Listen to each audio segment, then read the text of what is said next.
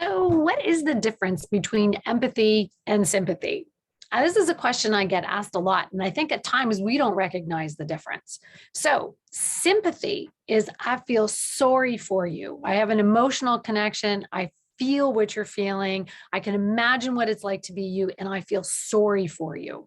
And because I feel sorry for you, I make decisions on your behalf, or I tell you to do things that I think will be helpful to you versus empathy. Empathy is I can hear what's going on for you. I can appreciate what's going on for you. I may even feel what's going on for you, yet I keep it in a place of empowerment.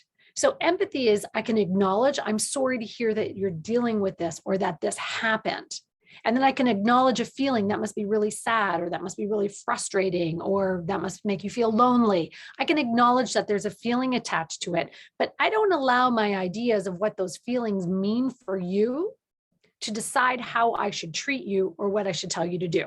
So let me give you an example of what this looks like in living color.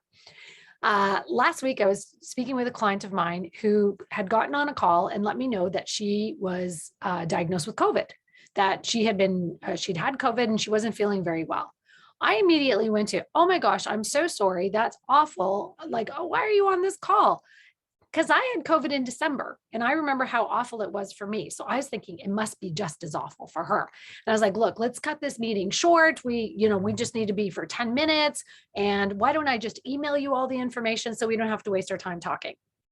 And then I realized I stopped myself and I said, oh my gosh, here's an example of sympathy versus empathy. And she said, what do you mean? And I said, well, I just made all these decisions for you, thinking what would be better for you. And I didn't ask you at all, what do you need? What would be helpful to you? That is empathy in action.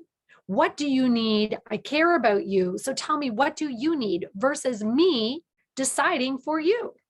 And so we had a good chuckle about it, but I realized how easily we fall into the trap.